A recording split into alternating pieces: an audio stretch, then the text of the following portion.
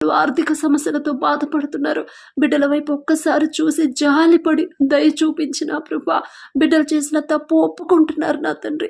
బిడ్డలు తప్పిపోయిన కుమారుడు కుమార్తెలాగా నా తండ్రి ఎటు దిక్కుతోచని స్థితిలో ఉన్నారు ప్రభా. వారి హస్తాలు మీరు పట్టుకోండి ప్రభా.